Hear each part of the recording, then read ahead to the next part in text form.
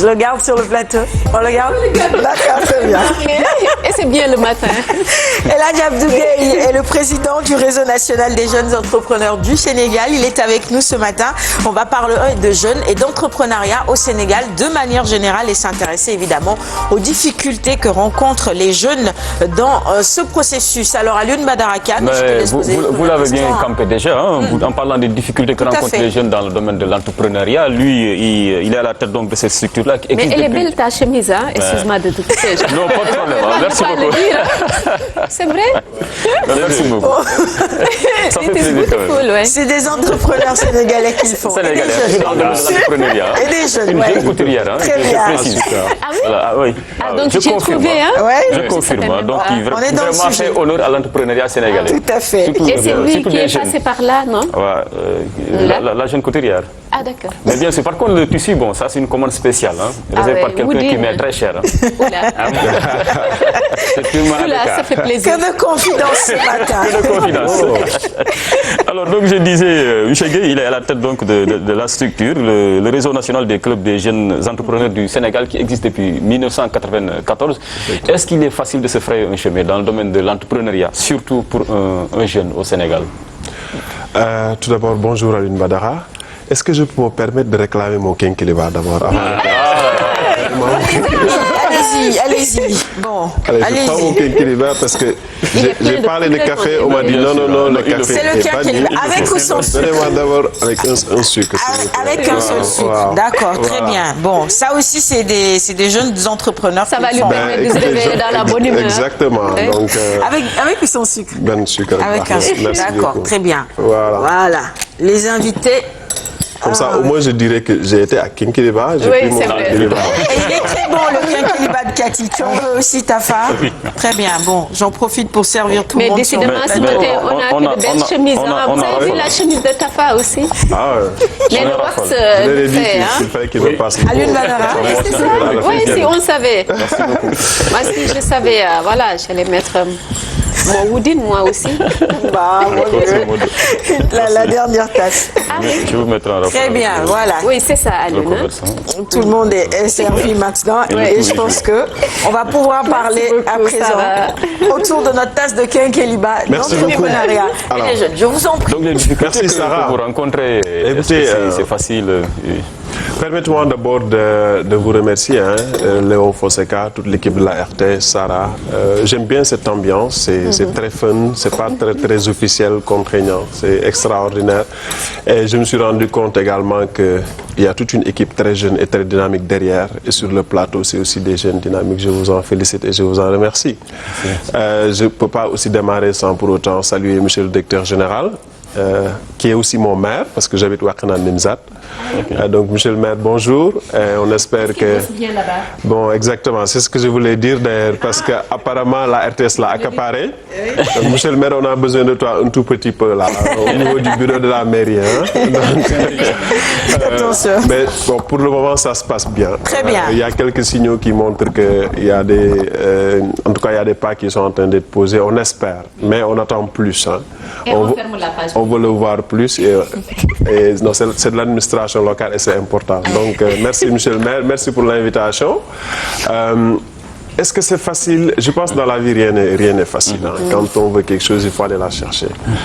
Quand j'ai voulu prendre mon Kinkeliba, j'ai demandé comment sert mon Kinkeliba. Si vous voulez démarrer une activité économique et que vous voulez réussir, il faudrait travailler et aller dans ce sens-là. Parfois, j'évite même de regarder Kumba. Elle parlait de sport parce que elle est très optimiste et quand vous suivez Kumba, vous vous dites mais le Sénégal va gagner. Et vous savez, on en a discuté tout à l'heure, quand le Sénégal joue, si vous êtes assez cardiaque, je pense qu'il faut être pessimiste et dire qu'on va perdre. Et maintenant, quand on gagne, c'est une très bonne nouvelle. Et c'est cet optimisme-là qu'il faudrait que tout jeune, tout entrepreneur puisse dégager en lui-même d'abord, vouloir ce qu'il est en train de faire, croire en lui-même, éviter cet esprit d'État-providence, que l'État est là pour tout faire, c'est pas possible. On nous parle de plus de 210 000 nouveaux demandeurs d'emploi par an. Le taux démographique monte, les entreprises, la productivité est parfois assez difficile. Je pense que la solution, c'est quand même l'entrepreneuriat. La solution, c'est l'auto-emploi. il faudrait que les jeunes puissent dire à un certain moment, mon destin, c'est mon destin d'abord. L'État est là pour créer un cadre, il est en train de le faire. D'ailleurs, hier à Pékin, avant-hier plutôt, le ministre de la Jeunesse, M. Mambay Niang, a clôturé là-bas les vacances citoyennes. Et je vous dis que pendant ces vacances citoyennes, le ministre a aidé à former 500 jeunes partout au Sénégal en création et gestion d'entreprise et en entrepreneuriat jeunesse. Il l'a fait avec le réseau, l'équipe de formation du RENGES, qui ont fait le tour du Sénégal. On a été à Tamba, à Matam, à Kédougou, à Kaffrine, à Ziguinchor. On a été à Guinguinéo, à Pékin, à Guédiawaye, avec l'appui aussi de l'ANPEJ qui en a formé 150 pour susciter cet esprit d'entrepreneuriat chez les jeunes. Mais quel que soit l'esprit d'entrepreneuriat de ces jeunes et puis ces formations-là assurées, dispensées par l'État du Sénégal, on sait que quand même pour être dans le milieu, il faut avoir un certain financement. Est-ce que ces mécanismes de financement-là existent véritablement? Ou bien est-ce que s'ils existent aussi, est-ce que ça fonctionne en vérité? Alors, chez nous, au RENGES, on dit souvent aux jeunes qu'on n'a pas forcément besoin d'un financement pour démarrer une activité économique. Non, pas forcément, pas du tout. Le financement peut vous soutenir, peut vous appuyer. Mais la volonté, d'abord, de vouloir démarrer une activité économique est beaucoup plus importante que le financement. Mais je vous donne un exemple. Vous voyez les jeunes Guinéens, mes amis Baol, qui viennent avec 0 franc pratiquement, qui n'ont même pas d'habits. Ils n'ont pas de financement. L'État n'a pas investi 12 ans, 15 ans d'études à l'école pour qu'ils puissent développer leur activité économique. Mais au bout de 2-3 ans, ils se développent. Ils parviennent à réaliser certaines choses. Ils parviennent à prendre en compte, à prendre en main leur avenir. Vous parlez des vendeurs de café qu'on croise un peu partout. Mais vous les croisez aujourd'hui vendre du café, mais 6 mois après, ils vont faire autre chose. 1 an après, 2 ans après, ils avancent. Les jeunes Guinéens qui viennent avec 2 bananes, 3 bananes, vous les retrouvez 1 mois après, ils ont une table. 1 an après, ils font venir leur famille. C'est parce qu'ils ont réussi. Donc ces jeunes Sénégalais doivent aussi être conscients que quand on veut réussir, il faudrait y mettre beaucoup d'abnégation, beaucoup de motivation. Alors justement, par rapport à la réussite, dans votre association qui existe depuis 1994, est-ce qu'il y a des exemples, des modèles de réussite que vous pouvez nous citer? Ah oui, il y en a énormément. Moi, j'ai été formé par le réseau en 2006 à Guédiawaye. Aujourd'hui, je dirige 2 entreprises. J'emploie plus d'une dizaine de personnes. J'habite la banlieue. Et vous avez démarré sans financement, sans fonds? J'ai démarré sans financement, sans fonds. Et il y a des centaines de jeunes derrière moi qui ont démarré sans financement, sans fonds. Parce qu'en réalité, nous disons à l'État, parce que nous nous sommes battus au temps du FNPJ pour dire qu'il faut arrêter de financer des jeunes qui n'ont pas de projet, qui n'ont pas d'idée de projet, qui n'ont pas de formation, qui n'ont pas d'expérience. Il y a des jeunes qui ont démarré des activités économiques et qui ont besoin d'être soutenus. Aidez-les à développer leur activité économique. Ils vont servir de success stories pour ces jeunes qui ne sont pas encore entrés dans l'entrepreneuriat et qui se disent que ce n'est pas possible. Tout est possible. Ce qu'il faut à un certain moment, c'est que il y a quand même quelques problèmes en matière d'acquisition de marchés publics. Si nous compétissons avec nos aînés, c'est extrêmement difficile parce qu'ils ont beaucoup plus de capacités pour aller se rapprocher des banques et ils peuvent faire mieux que nous. C'est pour ça que nous portons un plaidoyer, et je vais le dire ici sur ce prestigieux plateau de Kinkeliba, qu'il faudrait que l'État, avec ses démembrements, puisse prendre un pourcentage, 1%, 0,1% de la commande publique qui s'évalue aujourd'hui à plus de 800 milliards. Qu'ils prennent, disons, 800 millions, 0,1%, et qui disent ces 800 millions, c'est destiné aux jeunes entrepreneurs qui ont créé leurs entreprises de moins de 3 ans d'existence, mais qui ne leur donnent pas des choses qui nécessitent de l'expertise. Disons, fourniture de matériel bureautique. C'est quelque chose qu'ils vont acheter, ils vont venir revendre. C'est ce que tout le monde fait. Ils disent que venez compétir et prenez ces enveloppes-là, c'est pour vous. Ça les motive, ça développe leur activité économique et ça encourage d'autres jeunes à entrer dans le domaine de l'entrepreneuriat. Mais qui sont ces jeunes privilégiés? Parce que moi, je parle en connaissance de cause. Je suis jeune entrepreneur, j'ai mon entreprise. Déjà, je ne connais pas votre association. J'existe depuis 3 ans. Je n'ai pas de financement. Rien. On ne m'accompagne même pas. Et il y a beaucoup d'autres jeunes qui sont comme moi. Donc, comment faire déjà pour vous, pour nous rapprocher de vous? Et comment faut-il faire aussi pour bénéficier de ces privilèges qu'on n'a pas nous? Alors, L'association est constituée de jeunes entrepreneurs. Donc ce sont pas des jeunes qui travaillent exclusivement pour l'association. Ils ont d'abord leur entreprise. Donc ils font d'abord la promotion de leur entreprise et de leur business. L'association, c'est un regroupement de jeunes entrepreneurs, comme je l'ai dit, qui existe depuis plus de 20 ans. Je ne connais pas depuis de 20 ans. Alors, on a organisé la Journée nationale des jeunes entrepreneurs et c'est la RTS qui l'a couvert. Je suis venu ici à plusieurs reprises, j'ai été sur plusieurs plateaux économiques ici, à la RTS. Moi, c'est parfaitement d'accord. Vous avez le temps de répondre quand même. Exactement. Et c'est vrai qu'on doit pouvoir faire beaucoup plus de publicité de l'association. Et aller vers la population. Oui, c'est vrai. Mais on a fait 8 régions sur les 14 pendant un mois pour former 500 jeunes en création et gestion d'entreprise, en entrepreneuriat avec le ministère. C'est l'aspect pratique que nous privilégions en réalité. Nous avons aujourd'hui quand on donne le nombre de membres de l'association, les gens nous disent, mais où sont vos membres? Nous sommes plus de 3000 jeunes qui ont été formés. Parce que pour être membre de RENGES, vous pouvez être jeune entrepreneur. Mais nous, on s'est dit qu'il faudrait avoir un filtre. Qui est jeune entrepreneur? On ne peut pas avoir Sarah vouloir intégrer l'association pour X raisons et dire, bon, elle prend sa carte de membre. Non. On veut d'abord être sûr qu'au moins ces jeunes-là, il a au moins une entreprise où il a cet esprit entrepreneurial. Et l'esprit entrepreneurial est justifié par la formation, l'attestation qui justifie que vous avez suivi une session de formation de 5 jours d'affilée en gestion d'entreprise, ou bien les papiers de votre entreprise. L'accompagnement que nous proposons, c'est quelque chose d'extrêmement simple. Si vous n'avez pas de local et que vous voulez être incubé, le RENGES a un local pour vous, où vous pouvez venir faire toutes vos activités d'impression, de connexion et tout, jusqu'à ce que vous puissiez vous-même prendre en charge votre local. Nous le faisons pour plus de 10 jeunes aujourd'hui au niveau du siège. C'est une association à but non lucratif. Exactement, c'est ça. Vous parlez un peu des fois de certaines difficultés. C'est un plaisir de vous recevoir. Pour avoir une plus grande part de marché sur la commande publique. On sait que dans le monde des affaires aussi, il faut bénéficier de certains parrainages. Alors pourquoi vous ne vous rapprocherez pas, par exemple, d'une organisation patronale pour pouvoir bénéficier de cette commande publique-là? Est-ce que vous avez tenté? Alors, on l'a tenté à plusieurs reprises. J'avoue que nos aînés, parfois, ils donnent l'impression de nous dire qu'on ne boxe pas sur le même ring.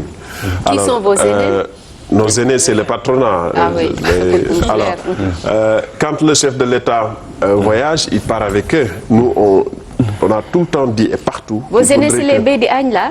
Exactement. Ah, d'accord.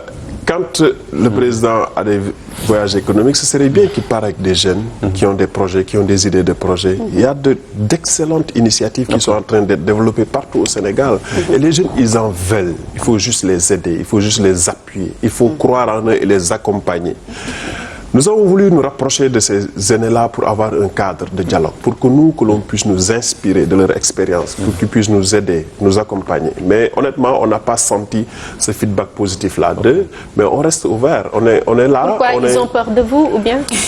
Peut-être, parce qu'en réalité... Est-ce qu'il ne vous arrive pas quand même de... Enfin, je reste dans la droite ligne de la question d'Alioune Badara. Il n'y a pas de sous-traitance, c'est-à-dire ils gagnent un marché et après ils utilisent vos petites entreprises ou les jeunes pour quand même sous-traiter un tout petit peu. Ça ne se passe pas comme ça. Vous n'avez pas des partenariats avec de grandes entreprises qui sous-traitent quand même quelques, je ne sais pas moi, opérations avec vous, quelques marchés? Mais c'est exactement ce qu'on est en train de faire. Aujourd'hui, l'intérêt d'être membre du RENGES, c'est aussi, vous êtes dans quel domaine, dans quel secteur?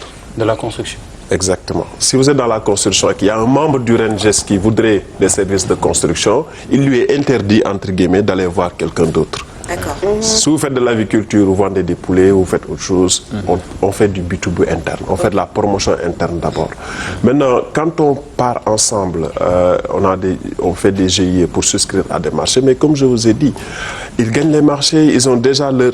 Tu vois un grand entrepreneur, quelqu'un qui a une très grande entreprise, mais qui a à côté de petits GIE, de petites autres entreprises qui sous-traitent toutes les activités qu'il est en train de réaliser. Nous, notre souhait, ce n'est pas de nous enrichir. Notre souhait, c'est de contribuer au développement économique du Sénégal, de contribuer à la lutte contre le chômage des jeunes. Parce que beaucoup de jeunes se disent, ben, écoute, j'ai pas réussi à entrer dans la fonction publique. La fonction publique, c'est pas plus de 160 000 agents. On a plus de 210 000 nouveaux demandeurs d'emploi par an. L'université est en train de craquer. tous les pays qui se sont développés sont sous-tendus par l'entreprise, par le développement économique. Mais on sait que de telles organisations ont des fois une mutuelle pour s'aider et tout, pour permettre à leurs membres d'avoir certains financements. Qu'on le veuille ou non, le financement il est essentiel. Hein. C'est le centre névralgique de toute activité, surtout pour un entrepreneur. Mais est-ce que vous avez une mutuelle, par exemple, pour l'autofinancement de l'association? Mais effectivement, on a la mutuelle d'épargne et de crédit des jeunes entrepreneurs parce qu'on s'est rendu compte que plusieurs mutuelles, plusieurs IMF, les institutions de microfinance, au lieu d'aider ou d'accompagner les jeunes entrepreneurs à se développer, c'est parfois une nuisance, c'est parfois une charge lourde, c'est extrêmement difficile, extrêmement compliqué. Et nous nous sommes rendus compte que la procédure, elle n'est pas appropriée pour les jeunes en réalité. Et les taux d'intérêt sont excessifs. Mais sur ce que vous savez, il y a d'autres choses que on en a parlé sur le plateau, 22% pour rembourser. Exactement. Et parfois, ils l'annoncent, mais c'est plus que 22% parce qu'il y a d'autres charges qu'ils ne disent pas. Donc, on a créé la mutuelle d'épargne et de crédit des jeunes entrepreneurs du Sénégal. Et l'État du Sénégal nous avait confié le projet ASC Emploi, mais c'était extrêmement politisé. On a eu d'énormes difficultés. Donc, nous allons relancer cette mutuelle en janvier 2016 et nous demandons au gouvernement du Sénégal de s'appuyer sur ces mutuelles pour que des jeunes financent des jeunes. Ça aide au recouvrement, ça devient de plus en plus transparent et au moins cette responsabilité morale du jeune de prendre l'argent dans la caisse d'une association de jeunes pourrait aider à recouvrer. Je ne dis pas que le financement n'est pas important, c'est extrêmement important, mais il ne faudrait pas que ce soit la première chose, la condition sine qua non pour démarrer une activité économique. Il faudrait d'abord démarrer avec les moyens qu'il faut, puis avoir un projet bancable et travailler pour la réalisation de ce projet-là avec vos propres moyens d'abord. Quels que soient les moyens que vous avez, il faut d'abord vous investir. Parce que les bailleurs sont là, les projets sont là. Le ministre de la Jeunesse l'a dit hier, il y a plus de 600 millions à Guédiawaye pour le PAPEJ. L'ANPEJ est en train de faire un excellent travail. Ils ont des fonds. Ils ont besoin d'avoir des jeunes qui conçoivent eux-mêmes leurs projets. Parce que vous voyez des gens qui vous disent « Bindel mon projet, développez un projet ». C'est pas possible. Il faut que les jeunes apprennent à écrire eux-mêmes leurs projets, à connaître leurs documents de projet, à pouvoir le défendre pour pouvoir réaliser ce projet-là. Mais s'il est analphabète, parce que les jeunes entrepreneurs, la plupart, bon, je ne dis pas qu'ils ne sont pas allés à l'école, mais ils ne savent pas écrire correctement. Mais si vous dites cela, vous allez exclure le marchand ambulant, le vendeur de lait, le vendeur de café dans la rue, le vendeur de charbon. Qu'est-ce que vous proposez alors à ces jeunes-là? La formation, c'est important. C'est très important. On a une équipe Oranges, une équipe de formateurs qui sont disponibles et disposés. Et les formations, on ne les fait pas simplement en français, on les fait aussi en Wolof. Et c'est gratuit? Alors, on est contre la gratuité. Mais parce que tout simplement... L'invitation est gratuite. Ah oui. Alors, c'est pas payant, mais on demande au moins le minimum de participation du jeune qui va être formé. Il se prend en charge son transport. L'argent ne va pas dans les caisses du RNGS, mais c'est pour son transport, c'est pour son café, c'est pour son déjeuner. Donc, il donne 25 000 francs pour une session de formation de 5 jours, déjeuner, pause café, tout compris. Donc, c'est entre guillemets. Mais on souhaiterait que ce jeune qui veut faire la formation puisse dire, bon, d'abord je vais mettre ma poche là-dedans. Nous aurons cette caution pour nous dire il est intéressé.